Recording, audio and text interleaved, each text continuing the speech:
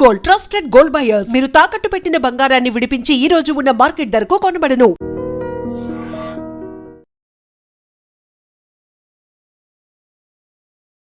నమస్తే, welcome to I dream. నా పేరు వలి. యూట్యూబర్ వైష్ణవిని భర్త హరిబాబు దారుణంగా కత్తితో నరికి పొడిచి చంపేశాడు. రాష్ట్ర వ్యాప్తంగా ఈ కేసు సంచలనంగా మారింది.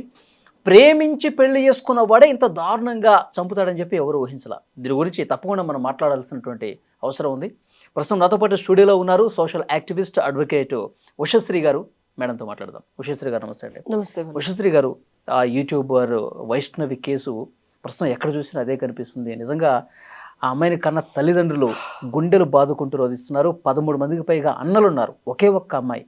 ఈ అమ్మాయిని కూడా చాలా దారుణంగా నమ్మించి మోసం చేసి చంపినట్టుగా ఉంది. ఇది నువ్వంటే ఇష్టం అని చెప్పి వెంటబడి పెళ్లి చేసుకొని గర్భంతో 5 నెలల గర్భంతో ఉన్నటువంటి మనిషిని దారుణంగా పొడి చంపేశాడు.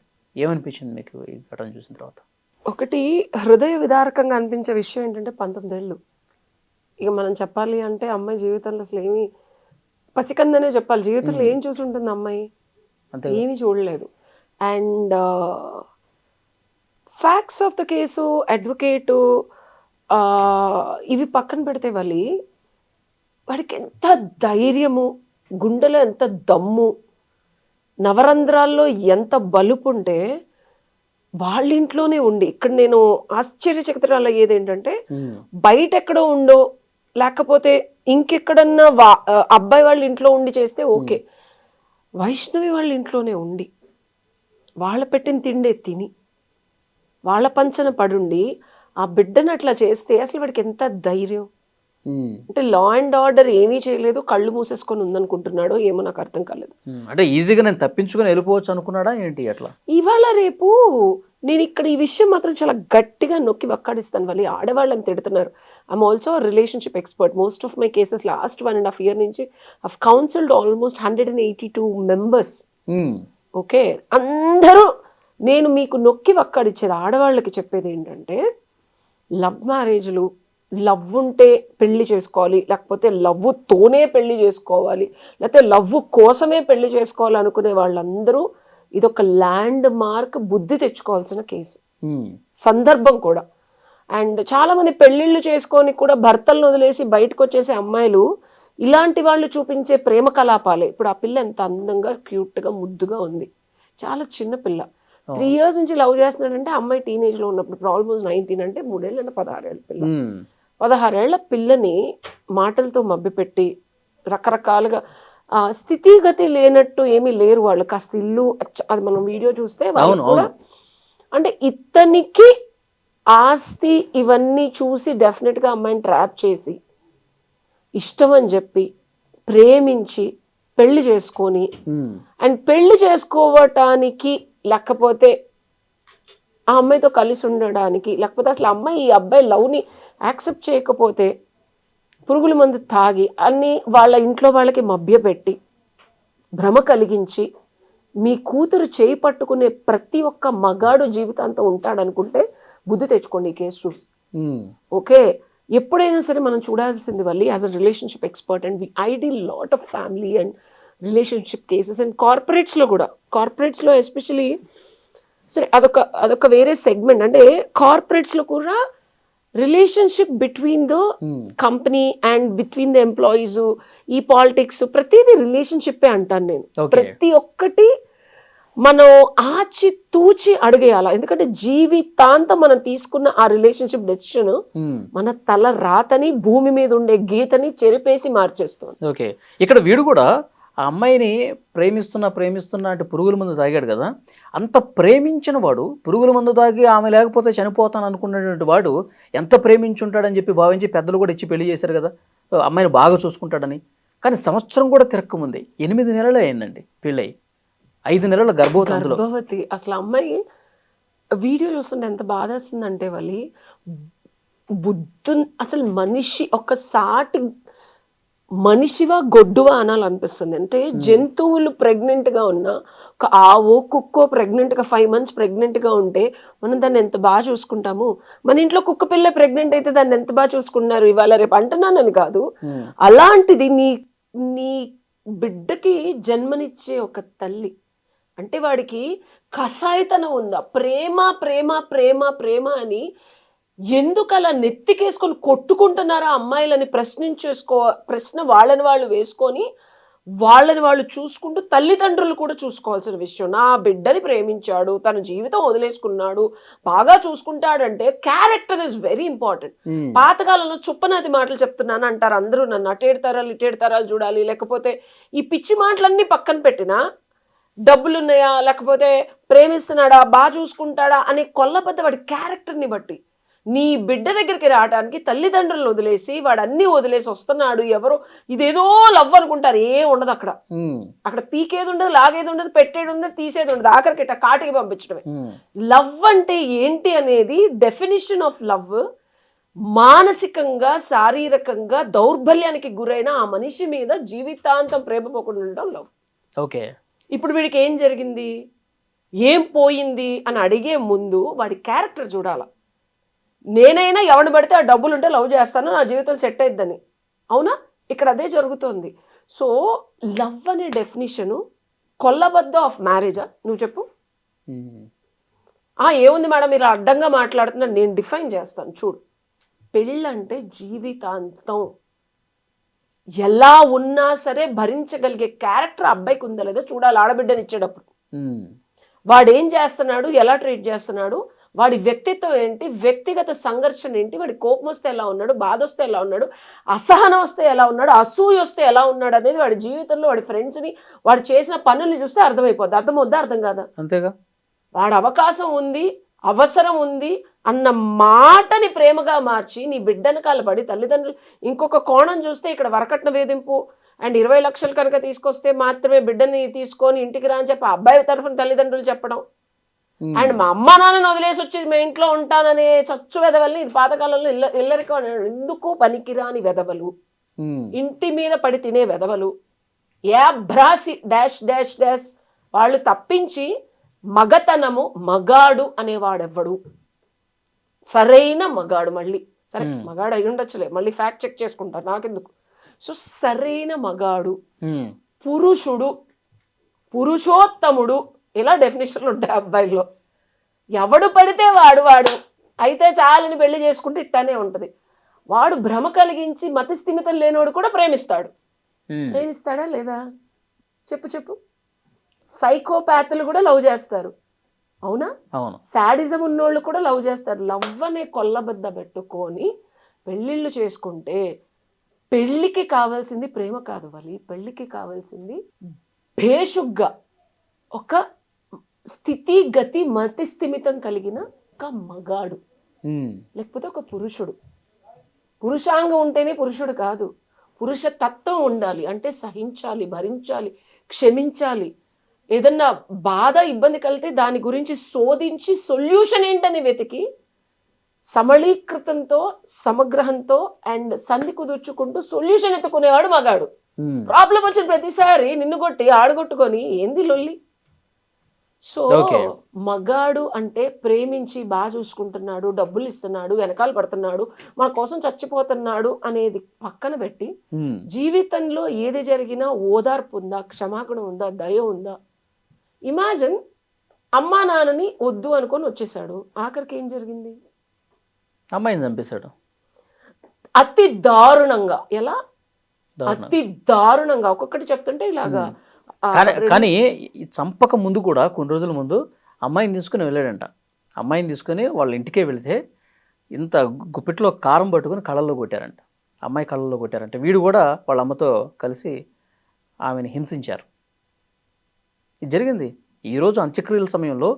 వైష్ణవి తల్లి చెప్తుంది ఇవన్నీ కూడా గతంలో ఇట్లా జరిగింది, అందుకే అక్కడెక్కడికి పోవద్దు, ఇక్కడే ఉండమని చెప్పి ఇంటి దగ్గర చూసుకుంటుంటే ఒక రాత్రి ఈ విధంగా చేశాడు. ఇక్కడ కేసు నేను అంటే మనకు మీడియాలో వచ్చిన పూర్వపదాల గురించే మనం మాట్లాడుకోగలం, ఎందుకంటే మనం వెళ్ళి క్రాస్ చెక్ చేయలేదు. మీడియాలో పలు నేను చూసాను, వాళ్ళ తల్లి స్వయంగా ఒక మీడియాతో మాట్లాడటం నేను చూసాను.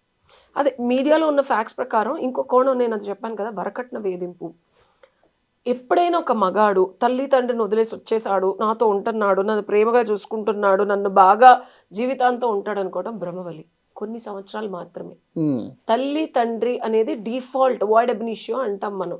అంటే డిఫాల్ట్ గా వాళ్ళ మీద ప్రేమ, వాత్సల్యం, అనురాగం అనేది ఉంటది, ఎంత కాదన్నా ఉమ్, ఫ్యామిలీ. ఉమ్, ఈ రోజు వాళ్ళని వద్దని నీ దగ్గరకు వచ్చాడు, రేపొద్దున నిన్నొద్దని వాళ్ళ దగ్గరికి వెళ్ళకుండా ఉంటాడా?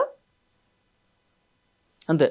ఈ రోజు అవసరమో ప్రేమో కైపో కవ్వింతో నీ మీద వచ్చింది, అది తీరిన తర్వాత మళ్ళీ వెళ్లకుండా ఉంటాడా? అదే జరిగింది. Um, and on the top of it, మీడియాలో చెప్పిన దాని ప్రకారం 20 లక్షలు కట్నం తీసుకొస్తే, అండ్ దట్టు ఈ అమ్మాయి కన్నా ఆల్రెడీ ఇంకెక్కడో సంబంధం వచ్చిందని, ఉమ్, అది కనుక చేసుకుంటే నీ లైఫ్ సెట్ అయిపోద్ది, ఈ అమ్మాయిని ఏదో రకంగా వదిలించుకొని రమ్మని. ఉమ్. అండ్ అంటే ఈ వరకట్నం గురించి 20 లక్షల గురించి ఇంత గొడవ జరుగుతున్నప్పుడే వాళ్ళ తల్లి ఈ రోజు కూడా మాట్లాడింది, నేను ఆల్రెడీ పెళ్లికి 1 తులం బంగారంతో చేంజ్ చేయించాను, అబ్బాయికి తర్వాత 2 2 కుంటల గుంటల భూమి ఇచ్చాను, ఉమ్, అండ్ ఇంకోటి అమ్మాయి కోసం ఒక ఇల్లు కూడా కడుతున్నారు పైన. ఒక బైక్ గిఫ్ట్గా ఒక బైక్ ఇచ్చారు, తర్వాత 5 లక్షల రూపాయలు అరేంజ్ చేస్తున్నా, మీకు 5 లక్షల రూపాయలు ఇవ్వడానికి సిద్ధంగా ఉన్నా, తర్వాత ఇంకేదైనా ఇవ్వాలంటే కూడా ఇస్తా. ఇంత జరిగిన తర్వాత కూడా ఆ 20 లక్షల కోసం మళ్ళీ గొడవ. సో ఆడవాళ్ళని చంపేస్తున్నారు, డ్రమ్ముల్లో పెడుతున్నారు, కుక్కర్లో పెడుతున్నారు అని, ఏదో మేమేదో మారిపోయాము, సమాజంలో మాకేవో వచ్చేసాయి, మమ్మల్ని మేమేదో అంటే బేసిక్ ఆడపిల్లలా కాకుండా మార్చేసుకొని మోడర్న్గా ఎక్కువ ఎక్స్పెక్ట్ చేస్తున్నాం అనుకునే సొసైటీకి ఇది ఒక మంచి చురక. ఎంత సప్రెస్ అయ్యి, ఎంత బాధపడి, ఎంత ఇబ్బంది పడి ఆడవాళ్ళు ఆ స్టేజ్కి వస్తున్నారు. ఎంతసేపు ఆడదంటే నీ ఎక్స్పెక్టేషన్స్కి తగ్గట్టు ఉంటూ, నువ్వు చెప్పినట్టు వింటూ, నీకు తోచింది చేస్తూ, నీకు కాకుండా నీ అమ్మకి, నీ ఆనకి, నీ చెల్లికి, నీ అక్కకి, నీ దాని తల్లికి, దాని పెళ్ళానికి, లేకపోతే ఆయన వాళ్ళ అమ్మకి, వాళ్ళ చెల్లికి ఎక్స్పెక్టేషన్ తగ్గట్టు కూడా ఉండాలి. You know that many expectations on a girl, and on the top of it ఇలా ఉన్నా సరే పద్ధతిగా లేదు, మా ఇంటి ఆడపిల్లలాగా లేదు, మాకు ఇబ్బందికరమైన పరిస్థితులు సొసైటీలో తీసుకొస్తుంది అని ఒక లేబుల్ వేసేసి ఎన్నో సంవత్సరాల నుంచి ఇలాంటి చావులు, గ్యాస్ తీసేసి కాల్చేసిన చావులు ఎన్నో ఉన్నాయి వలి. అండ్ ఇది ఎక్స్క్లూజివ్గా ఇది ఒక ఎంత ల్యాండ్ మార్క్ కైండ్ ఆఫ్ కొటేషన్స్లో అండర్లైన్ పెట్టుకోవాలంటే, ఈ వెధవకి డెఫినెట్గా అలా చంపుతున్నాడు అంటే బెయిల్ తీసుకొని మళ్ళీ వస్తాను మహా అయితే ఉంటుంది. అంటే ఈ కేసులో ఇంకొక ట్విస్ట్ అక్కడ ఉన్న వాళ్ళు చెప్తా ఉన్నారు, అంటే రాత్రి సమయంలో కుక్కలు మురిగినాయి అంట. కుక్కలు మురిగినాయి, ఏంటి ఆ కుక్కలు మురిగినాయి అని చెప్పి లేచి చూశారు, ఎవరు కనిపించలేదు. తర్వాత కుక్కలు అరవటం ఆగిపోయింది, ఆ తర్వాత వీళ్ళు పడుకున్నారు. ఉదయం లేచి చూస్తే వాడేమో వెళ్ళిపోయాడు, ఈ అమ్మాయి ఏమో రక్తపు మడుగులో పడి చనిపోయింది. అంటే వీళ్ళ డౌట్ ఏంటంటే, వీళ్ళ అమ్మా నాన్న కూడా, అబ్బాయి వాళ్ళ అమ్మా నాన్న కూడా కొన్ని చాలా రోజులు గొడవ పడుతున్నారు కదా, వీళ్ళు వచ్చారు, ఒక 4-5 వచ్చారు, అబ్బాయితో పాటు ఉండి ఆమెని చాలా దారుణంగా నోట్లో గుడ్డలు కొక్కి సౌండ్ రాకుండా పొడిచి చంపేసి వెళ్ళిపోయి ఉంటారు. ఒక అనుమానం వ్యక్తం చేస్తున్నారు. అంటే వీళ్ళ ఇంట్లో ఇంకెవరు లేరా? వీళ్ళిద్దరే ఉన్నారా? వీళ్ళిద్దరే ఉన్నారు. వాళ్ళకంటే ఒక సెపరేట్ రూమ్ ఉంది. బట్ వాళ్ళ అమ్మా నాన్న ఆ ఇంట్లో ఉండరా? ఆ ఇంట్లో ఉండరు. ఓకే, ఉండటం ఒక దగ్గరే, కాకపోతే వాళ్ళ సెపరేట్ రూమ్ కొంచెం దూరంలో ఉంటుంది. Okay okay.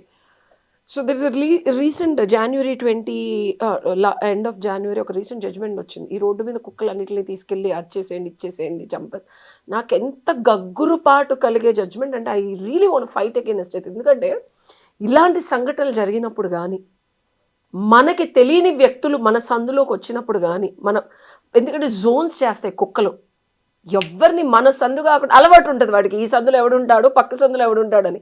పక్క సందులో వాడు ఇక్కడికి వచ్చినా అరుస్తుంది. That's a protection. ఇట్లాంటివి జరిగినప్పుడే దొంగలు పడ్డారో లేకపోతే మెలకు వచ్చి జనాలు లెగిసి చూడటం అనేది జరుగుతూ ఉంటుంది. So that's a signal. డెఫినెట్గా వాడొక్కడే చేశాడా అంటే అంత కిరాతకంగా, ఎందుకంటే అట్లాగా ఒక్కడికి భయం వేస్తుంది. ఇప్పుడు ఈ doesn't look like a very senior, 40-50 ఏళ్ళ ఎక్స్పీరియన్స్ కూడా లేదు, 23-24 ఏళ్ళ అబ్బాయి. ఆ ఒక్కడే అంత చేశాడా, అంత చేయగలిగాడా అంటే డెఫినెట్గా అనుమానాస్పదమైన సినారియో. బికాస్ క్రిమినల్ సైకాలజీ ప్రకారం కక్ష విపరీతంగా ఉండి పక్కనోడు మనకి ఎంతో దారుణమైన పరిస్థితి కలిగిస్తే తప్పించి అట్లాంటి టూ మచ్ ఆఫ్ యాగిని, అంటే విపరీతమైన దారుణమైన చంపేయాలన్న కసి కనిపిస్తోంది అమ్మాయి చావులో. ఎందుకంటే వాళ్ళు చెప్పిన కత్తిపోట్లు కానీ తల మీద ఎలా పెట్టి, సో ఇతను ఒక్కడే ఇంత ప్రేమించిన వాడు చేశాడా అంటే డెఫినెట్గా అనుమానాస్పదమే. డెఫినెట్గా ఇన్ఫ్లుయెన్స్ ఇంకొకళ్ళు ఎవరన్నా డెఫినెట్గా వచ్చి ఉండొచ్చు, లేకపోతే అతనికి ఏమైనా వీడియో కాల్లో ప్రేరేపించి కూడా ఉండొచ్చు.